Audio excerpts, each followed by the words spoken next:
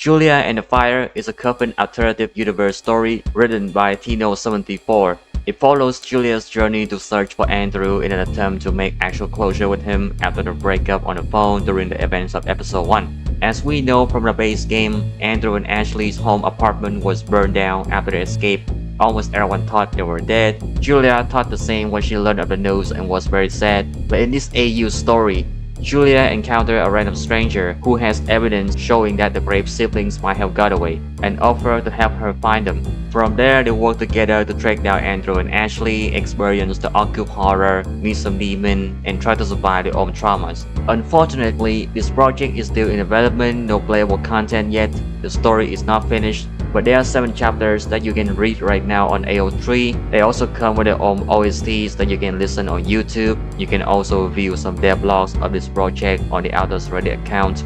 Now, let's have an interview with the creator of Julia and the Fire.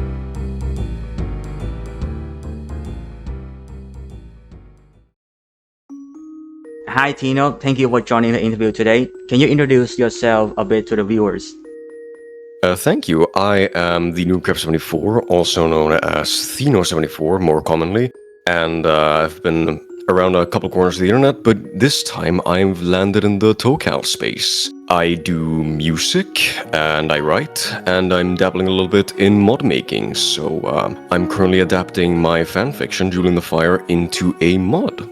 Okay, so how and when did you discover the Coven of Andy and Lily? It was like many things, really, just by chance. It happened, well, I couldn't really tell you. I think it was like December of the year before? Something like that. I saw some memes just floating about. It must have been like after the release of Chapter 2 of the game. Oh, absolutely. Possibly, yeah. Yeah, they're everywhere. Not everyone knows this game, but they are everywhere. And the funny thing is that I saw this meme and that was like the straw that broke the camel's back. And I just went, alright, I don't know what this game is about. I see it everywhere. It's about high time that I just, check it out. I see it on the Steam store. It's like €9. I'm like, you know what? Sure, I'm gonna give it a try. And after that, I've been hooked. I can't get enough of it. Much like other people, the impact of episode 2 is still here. Yeah. So, what do you like about this game and, well, Julia in particular? Well, in this game, I particularly like, for example, the premise of it, right? Like the premise of it, you are stuck in a room, well, apartment complex in this case, and you have to get out. And from there, the story that develops around this, frankly, absurd situation. And how all of these characters get strung along in the little adventures that Andrew and Ashley have. And about Julie in particular, I don't know, I just like her. I don't have really any particular reasons to why I like her.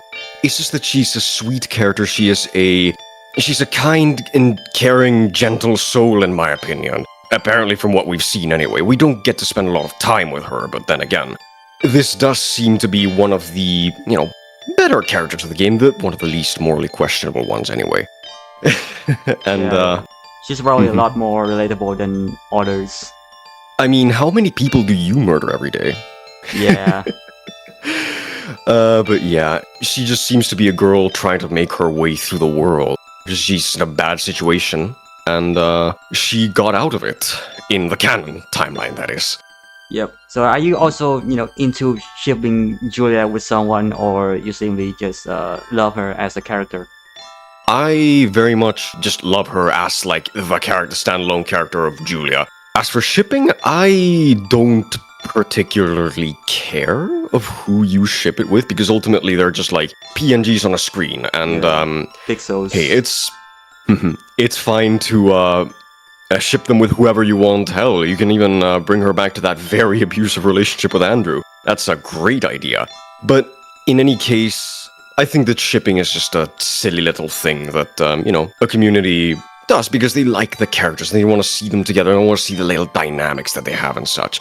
I think that fans exploring, like, ships is perfectly fine.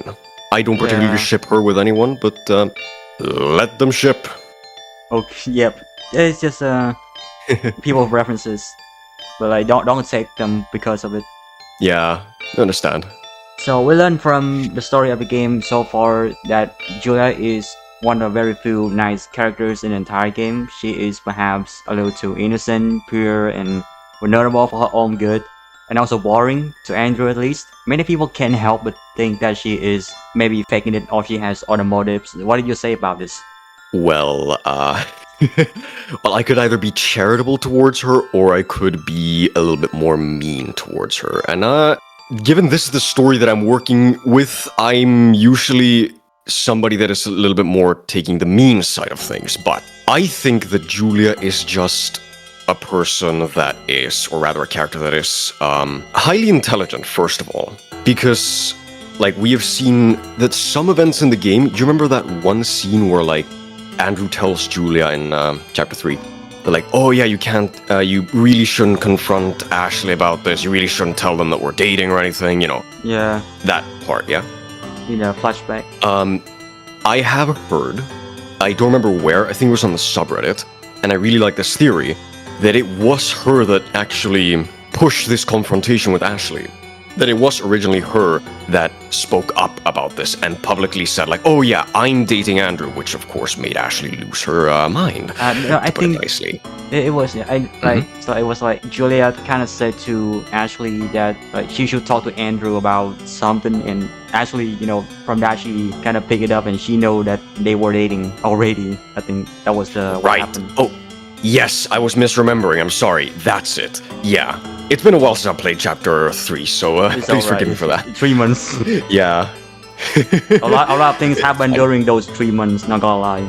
That's a lot, you know. It really has been 3 months, my god. Yeah. But I think that Julia's a person that she very much knows what is going on. Even if not consciously, she subconsciously understands that something very, very deeply wrong is happening between Andrew and Ashley, right? Hell, Yeah. even in one of the games, the one where you're on the phone with Julia, if you select the option of like, what do you mean by like close together? What do you mean by intimate?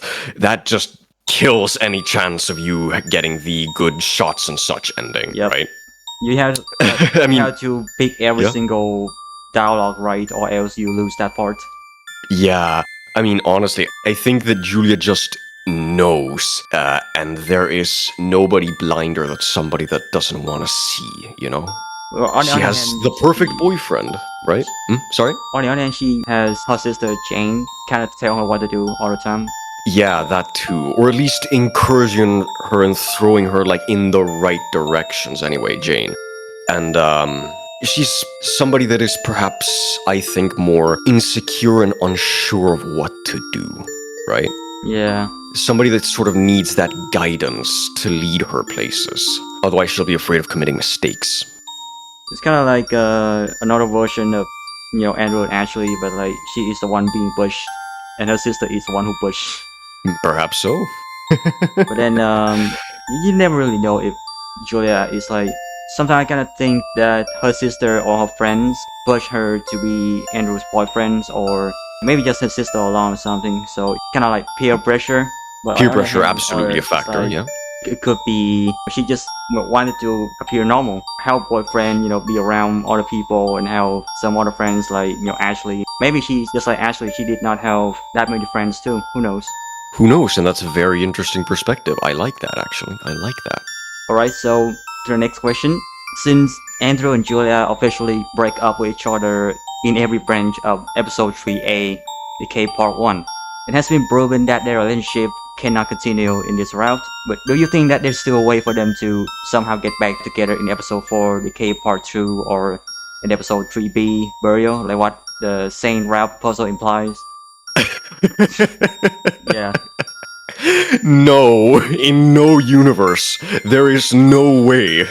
And if it does happen, it is probably going to end horrendously for Julia. It is going to end up horrendously for Julia, and Andrew's going to end up terribly unhappy. Not saying that this ship isn't valid. Again, bring it back to my original point. But like in canon, right? I think that this would be the epitome of self-destruction. To actively seek out Andrew, or to at least allow him back into your life, is about the biggest mistake that Canon Julia could ever commit. I think that it is the worst action that she could possibly ever do. Aside from getting murdered by one of the siblings, right? Which I think it's on the table, but I think that Julia's story is done and dusted. I think that Nemli needed Julia to showcase sort of that part of Andrew's personality. Absolutely. She's out of the box. We've had time to play with her, and now it's time to put her back in the box.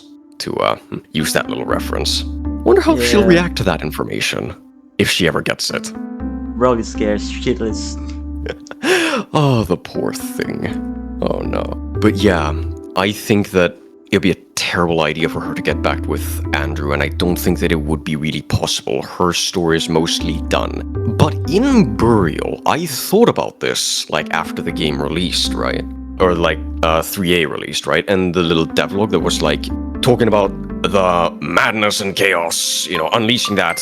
It Chaos takes a little and bit of decay. Chaos and mayhem in spamton text. The relation, it needs to decay. I think that vision in Burial, it's a little bit of a... I'm spitballing here, right? But I think that vision in decay is not actually how, everything is going to go, oh, hunky-dory for the siblings, but it's going to instead be how Andrew chooses to bury his emotions. How he chooses to bury this entire problem and pretend it just was never there to begin with. He might go and reunite with Julia, he might try to reconsolidate her relationship with Ashley, or at least hide the rotten parts anyway. Or, as we know from Burial Insane, go to the next base.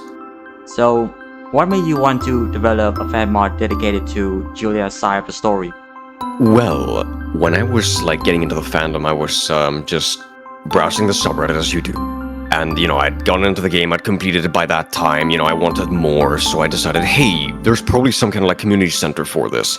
And I sort of came in when it was the era of, all of the, OC posts and everything. It was when it was beginning to, flourish as a big thing. I think it was last summer-ish. Yeah, more or less. I gotta say, from early 24 to, somewhere in late 24 was the time when OCs and fan mods they made a better introduction to the fandom, because way back in 23 we only had 2 projects. One is the multiplayer mod that was cancelled, no one knows if it's gonna be continued, and the other is just some, I think, a visual novel, but also cancelled, but it's being remade into a better RPG. The Graves Case, you heard about that one? The Greaves Case.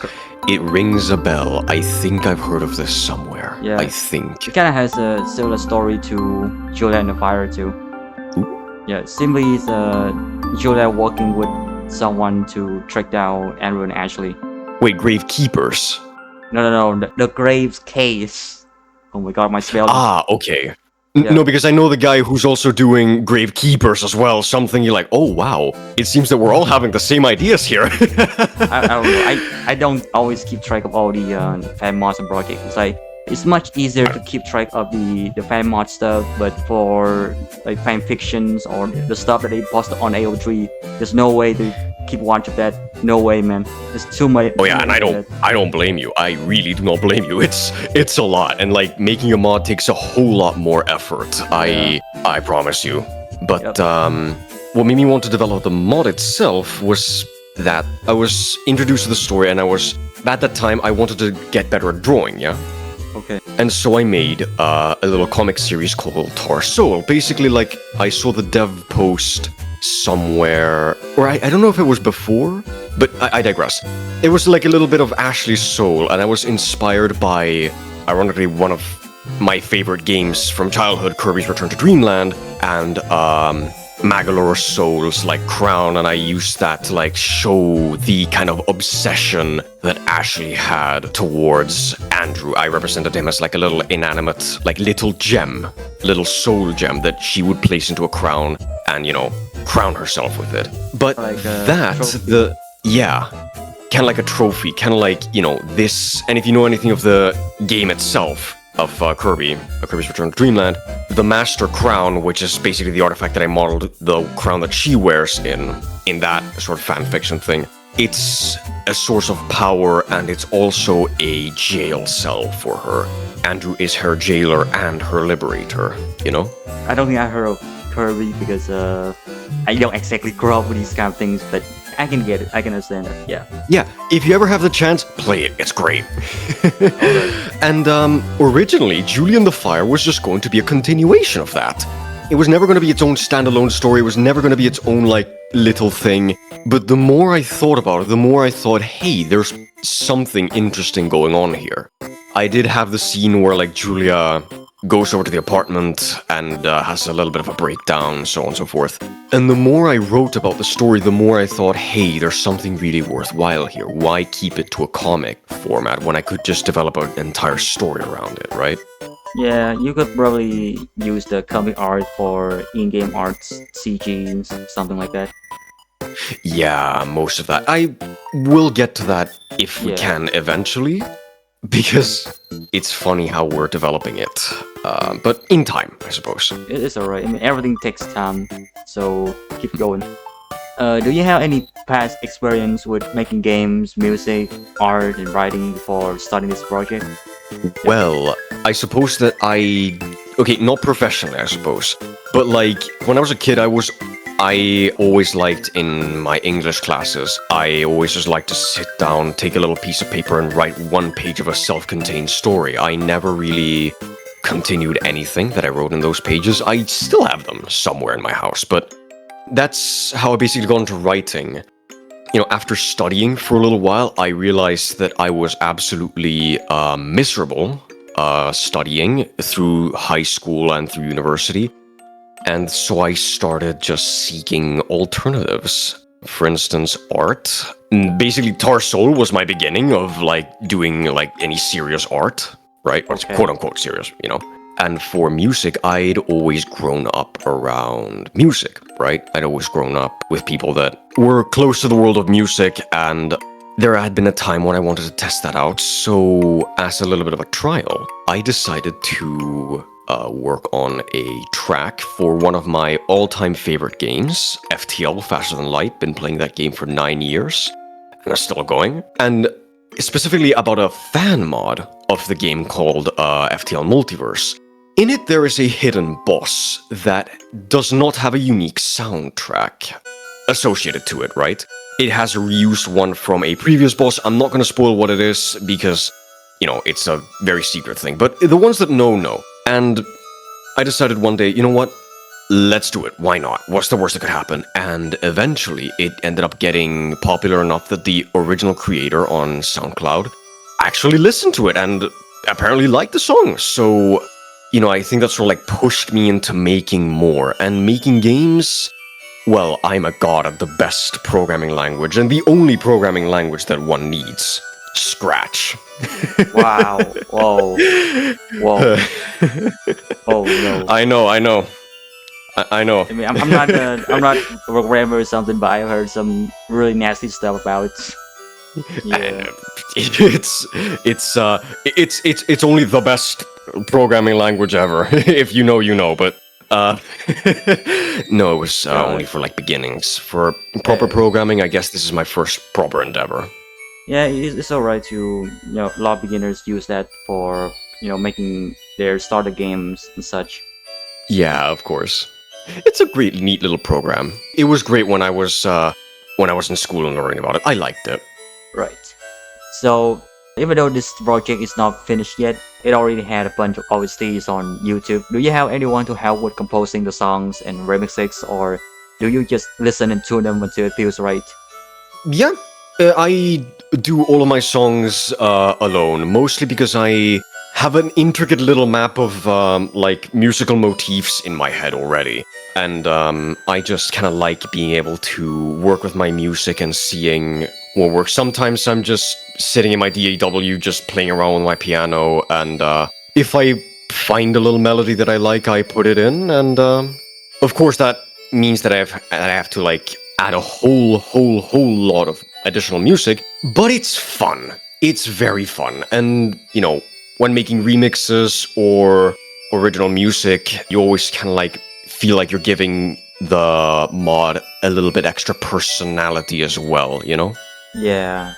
I mean, for now, It the only the mhm. Rennie mod actually has some custom music. Your mod is probably the second or like maybe the third one that has some new soundtracks. Possibly. I don't keep track, but I Maybe also am maybe ex- helping a whole. Mhm. maybe except for the Friday Night Funkin' mods, I guess. Technically speaking, they're fun. I've seen videos of them online. They're pretty cute. I like Yeah. them. And yeah, I don't keep track if my mod's the second or third. I don't keep track. I'm sure that there's plenty of like other mods that also have their own unique soundtracks. I'm helping, as a matter of fact, with Rich and Renee's on adding some extra soundtracks. Those are my main ones, but the big one, Julian the Fire, will have mostly original sound, like Julian the Fire specific soundtracks. Though I'm not saying no to remixes, though. They will be in there, I promise. All right.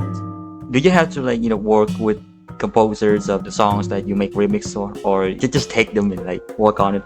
Okay, so from my understanding, you do have to give credit to the original artist, right? Yeah. You Absolutely. can't pass it off as your own, for instance. There's this one song that I have that's called Abandoned Music Box. It's a remix of Dream Dance. Okay. It's played in a different key, it's using different instruments, but I still link to the original author. I still link to the original author and all of their work, their website, I'm pretty sure, which is the exact thing that Nemle does. Hey, this is not my own work, this is somebody else's work that I've remixed. You can't pass it off as your own, of course. Yeah. You're just making sure that no one's gonna upload it on some goddamn website and like copy strike everyone. Ha, yeah, right. Good luck trying to copy strike everything. I own the rights to my own music. So can we know how many chapters that Julia and the Fire will have, and is your team developing into RPG Maker while you finish the story at once? Julian the Fire will have as many chapters as it needs to have. I can't give a definitive number, but what I can say is that the story is already technically complete, right? I know how the entire story goes down, but I don't know how the chapters go. I sort of need to get down on the ground and write each chapter out, which organically sort of develops the story as well. But the entire story is planned beginning to end. That is completely done. But the idea behind the episodic formula of it was that so I could keep releasing it, right? I thought of this when I began writing it. So I could just release chapters, blah, blah, blah. And then even when the time came for a mod, I could always just independently write out my chapters so that they would get released a little earlier than the actual mod, and the mod would have additional extra lore content and additional, perhaps, story paths that you can diverge through. But the original book itself would be sort of like the master document, if that makes sense. So it's like a monthly release comic. I suppose like a comic that gets adapted into a game, yeah, sure. I mean, not exactly monthly release. Maybe a 2 or 3 months release something. Well, it's true that, for example, my releases have slowed down, but that's only because, I've been focusing majoritarily on the mod. It is a lot of work of getting everybody coordinated and everybody, working on the things that they want to help out with and learning the programming and storyboarding and a whole load of other things and adapting the story that is already there into a format that RPG Maker sort of understands, right? Yeah, interactable in story playout, that. Interactable, and as well, for example, adding extra segments that weren't in the story, for instance, in the original Julian the Fire fanfiction. They'll be given extra Easter eggs. Easter egg. Oh yeah, Easter eggs, definitely Easter eggs. Or Plenty of Easter eggs. I love Easter eggs. References to other mods and other mod creators, definitely. And additional content, hidden rooms, extra puzzles you can do that give you extra bits of lore. And hell, if we can do it, achievements and collectibles. That's something we want to do. Yeah, it should have been something that released with the episode 3A. It'd be nice. Yeah, it's been a while since we were promised chapter selection, I think. Yeah, that's always bugged me. Always, always, always. Because I've been putting off playing shots and such. I've only watched it online. Because, I'll be honest with you, ain't nobody got time for that. I don't want to go back to chapter 2 to make sure that I do the full thing correctly, or at least do as like like Nemle, please do like a condition selector, like chapter 3 sending you to the shots and such route or the other ending route, you know. Yeah. Please, anything, we beg. They probably should have picked a better engine to work with instead of RPG. Yeah, okay, tangent again, but like, I don't like RPG Maker. I don't like Very it. understandable. I would have done it with like Unreal or Unity or hell, even Godot. Yeah. Godot would have been better. Yeah, or Game Maker. Deltarune has been made in Game Maker. Why couldn't have this been? My god. Yeah. But yes, enough whining about that. It's just probably the they want to keep the nostalgia or the authentic stuff Probably, from yeah. in the RPG Maker engine. It has its charms. It does have its charms, though. Yep. So, from what I read in Julia and the Fire, there are many changes to the base story of recovering Andy and Lele in here. The first thing is the apartment that Andrew and Ashley escaped was set on fire by a demon. It is demon also the same one that the Grave siblings summoned in the coldest room. Is it connected to the water company, or it just happened to be there for other reasons? Can you elaborate on this demon? This demon is unlike any other that has been seen so far in the Coffin of Andy and Lele games, because he is a little bit special, you see. You know how other demons, you have to invite them into the material world, right? Yeah, do a You have to invite them ritual. Yeah, you have to perform a summoning ritual to get them into the material world, and even then they're still constrained in some ways. They pick a what's it called? A victim. Yeah, to pick a victim, yeah. This demon doesn't operate by the same laws. This one is basically what Ashley and the demon had in the bitch in a box ending of Coffin of Andy and what was it called? Lele wins. Route. Lele wins. That's the one. That's the route. The sort of deal they have, like Ashley would summon this question mark entity into the material world to, you know, harvest souls, and the entity could bring her back into its domain to as a sort of base of operations. This demon is what you get when you fuse a human soul and jack it with a whole load of demon power. This entity, this thing, I struggle to call it a man, but it is. This thing, it has, of course, an agenda. We don't know what it is, but at this moment in time, Julia seems to have been caught in the middle of it. And I promise you this, it does not bode well for her, because while other demons have to play laid back and defensively, this one can play aggressively. This one would be more akin to, you know, what we understand in the IRL as a proper demon, right? Like an entity from hell that is, you know, seeking to punish sinners, right? That kind of like vibe, right? And it is quite a dangerous being. It is so dangerous, in fact, that there is one character that does know of the existence of this being, and even so much as mentioning its name seems to somehow beckon to it. And it is nearly omniscient, from how it is sold to us at least, in the story so far. Perhaps we'll get interactions with it in the future that aren't as brutal, I shall say, as what we've seen yet. But what I will say is that the reasons for it burning down that building will be explained, and it does have to do something with the water company, but that is something that will be explained in due time. Once pieces of the puzzle start falling together, you will be able to understand why this being has burnt down the building. It's a shadow cloaked in flame. Essentially, an eldritch being, a man without a face and a shining crown with a bright gem on it. You would be right in fearing this thing. Alright. The second change I've noticed is that Julia, even though she is pretty much the same as in the original plot, her big difference in this AU is her determination to find Andrew. She resorts to unorthodox methods such as setting up a ritual, working with a stranger, even infiltrating a cultist club. It's apparent that the Julia we have in the base game might never be able to do any of those things unless there was someone familiar pushing her to do it, like Jane or Andrew. So she definitely has some inner changes or more depth to her than in original. What do you think about this? Well, you see, my little headcanon as to why this entire thing is happening is that Julia's spiraling at this moment. Julia is spiraling out of control.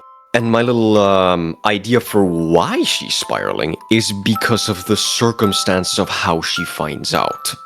Suppose that, for instance, in the canon timeline, I am taking a little bit of creative license with this, but, you know, we don't really know much, we don't spend much time with Julia, unfortunately, so we have to work with what we can, you know? I understand it in the canon timeline as she was perhaps away from the actual place, the actual apartment.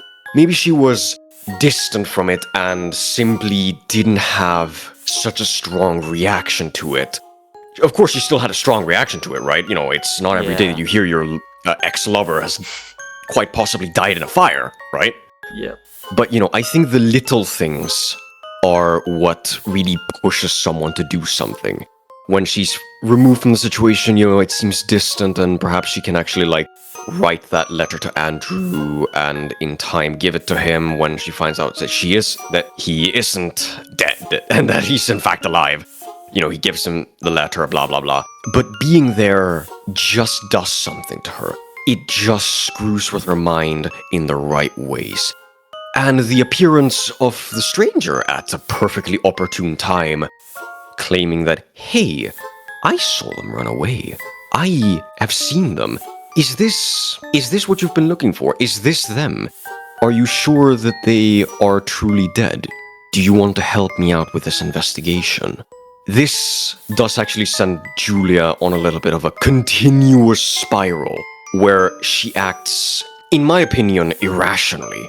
She acts in an uncharacteristic way, but driven by desperation to not reunite with Andrew, but at least just make sure that he is there and that he is okay.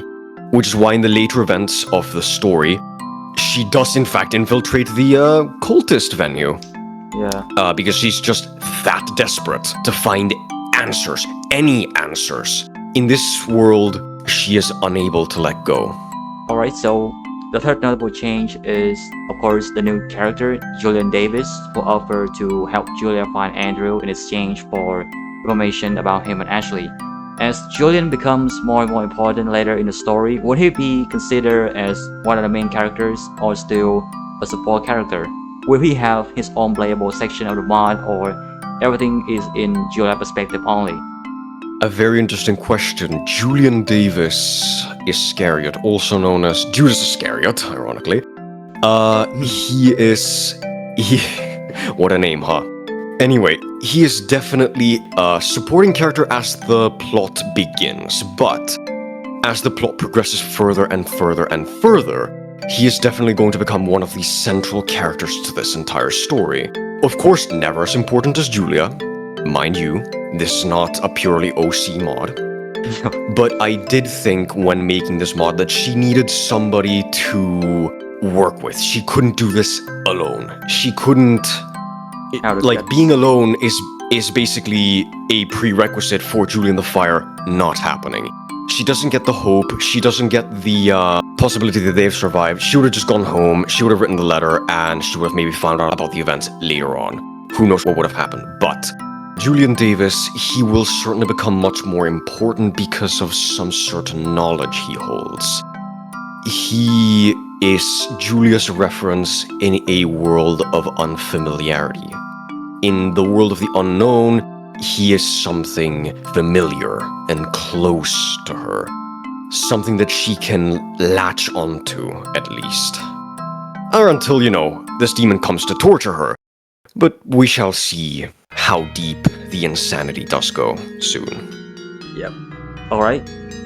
And as we all know, Julia has gone through quite many depressing phases in her life, from the loss of Nina, Ashley's harassment, the fake relationship with Andrew, to the breakup and the news about the fire in the siblings' apartment. But in this AU story, she has to go through something much worse and suffer much more only to meet Andrew again. My question is, would the events from episode 5 to 7 be the climax of this whole gut-wrenching pain experience, or there will be something more incomprehensible in the next act? Yeah, I think. Why would this ever be the end?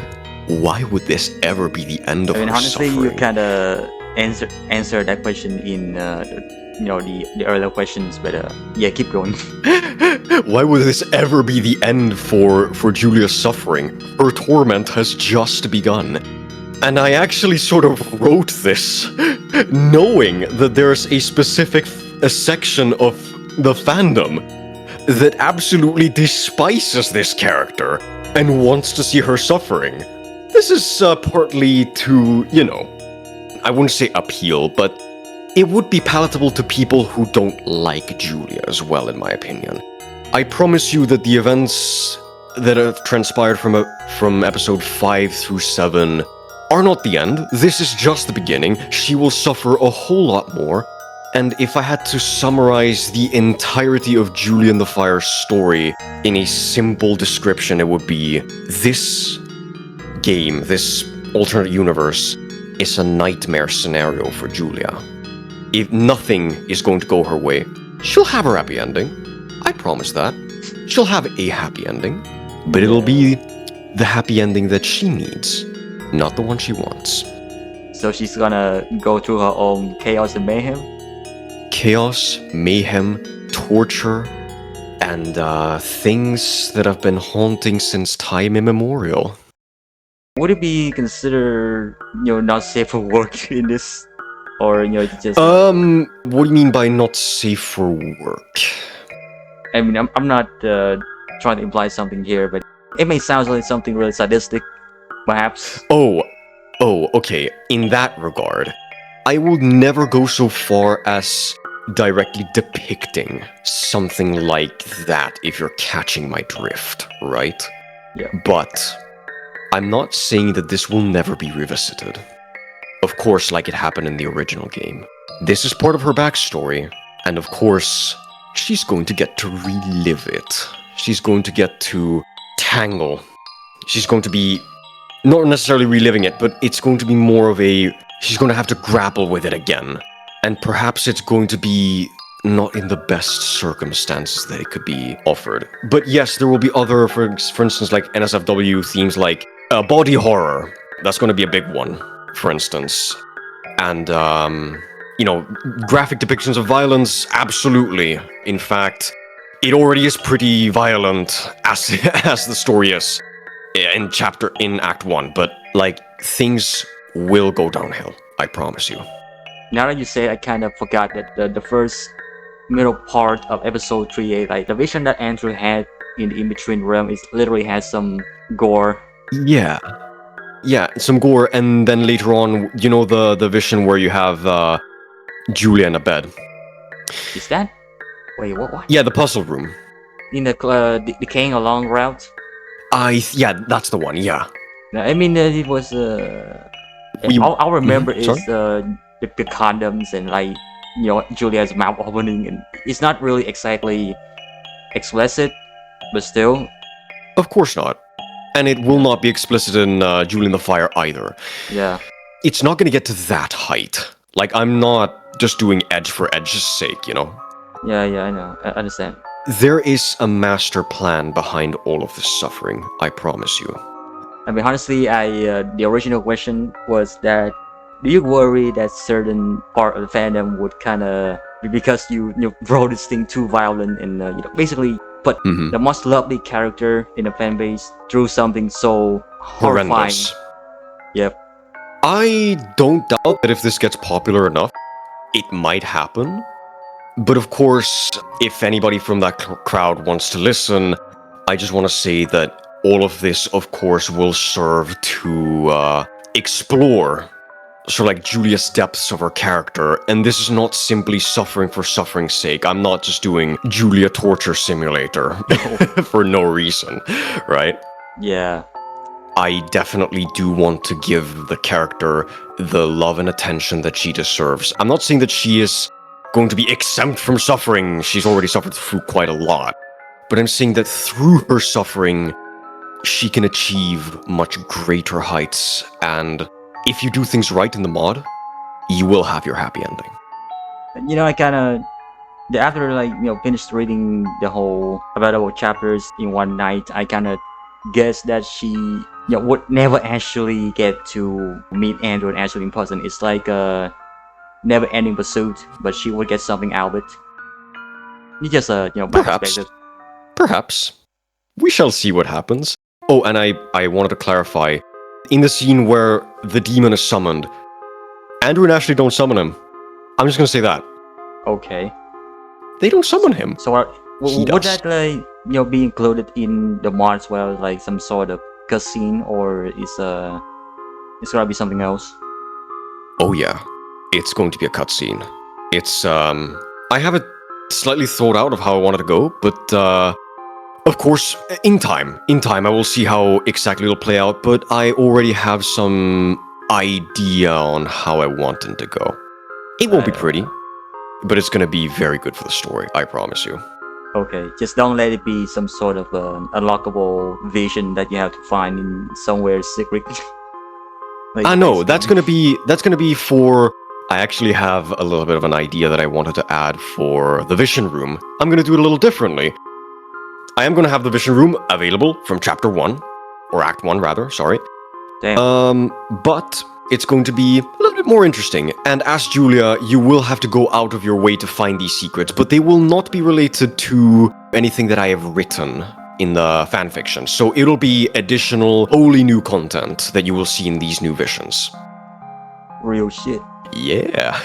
It's gonna be fun. How long has this mod been in development, and what is the biggest issue that your team have faced? Well, the mod has been in development in and of itself. I would say that it has been in development for since March of this year. At the time of recording this, that would be around 4 months. 4 months. 4 months, but then again, development has been slow. I've been figuring out how to do everything, recruiting people. It's just, learning the ropes, and I don't want to publish something that is going to be rushed or anything. So, just patience, time. Yeah.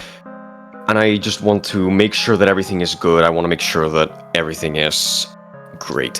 But the one biggest challenge that I have faced and the team have faced, and I think it'll be a problem that every single other mod that changes the story, whether it be, for instance, like an OC mod like Callie's, or one like Richard and Renee's, or Andrew and Renee's, right?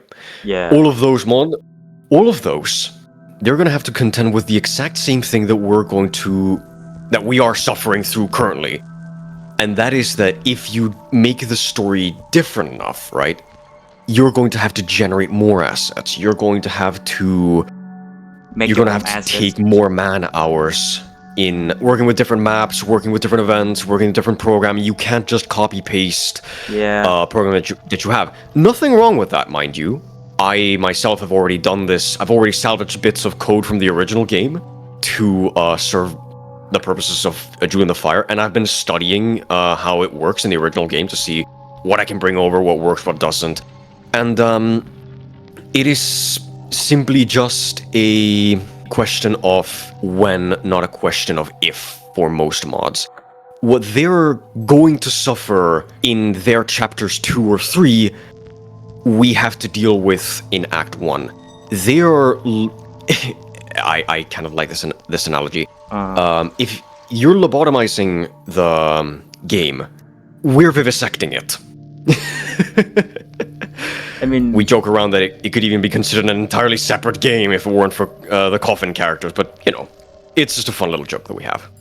I mean, for mods like Andrew and Renee or Richard and Renee, those are like characters that are already in the game. You just need to make the story work somehow. If the assets are you're still the same or something, then it's okay. It can still be acceptable. But for mods that feature OCs or new characters, there must be other stuff. There must be new stuff instead of just reusing the new assets, everything. Yeah.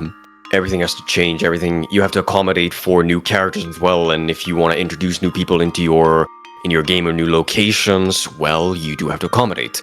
It's a problem that everyone has to go through, but hey, it's fun to work through. So that's all that matters. And at the end, it also gives your work its own identity. Yeah, it gives your work like its own little flavor and everything. It is a homage to the original game, while it adds like a little bit of pizzazz from your own mind and such. Okay. So, with the current pace of development, do you think that the first chapter of Julia and the Fire will be released before the next episode of, the base Coven of Annie and Lily?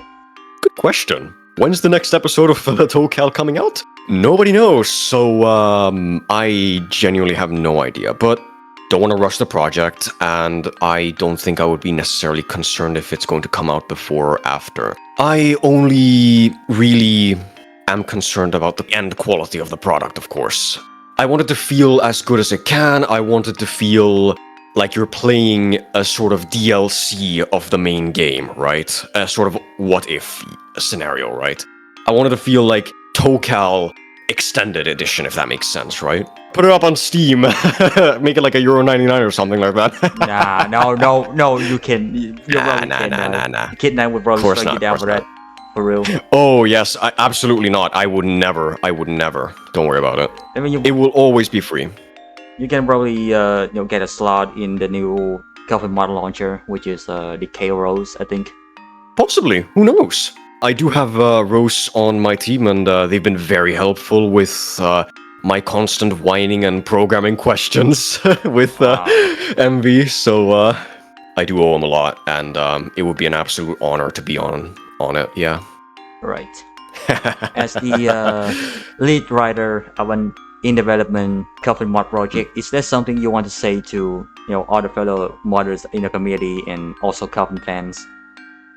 Okay, to anybody that is currently thinking of making a mod, or is sort of like half working on a mod, or is like stuck in the creative process or anything, or is just wanting to do something about any artistic thing, just do it. Pick up a pencil, pick up a brush, sit your butt in front of the Word document. The blank page is scary, but I promise you, once those words start flowing, everything is going to be okay. If you don't feel like writing a chapter, write a short excerpt. If you don't feel like drawing like a proper CG, just do a silly little doodle somewhere. Do something. If you will just keep adding bricks to your construction, you will eventually have enough materials for a house. All you need is a good blueprint. And don't rush things. Everything can come at its due time, and nobody is going to tell you off for delaying something. A good game can be good later, a bad game now is bad forever. And don't use RPG Maker. And don't use RPG Maker for your project! Yeah, I guess that concludes the interview today.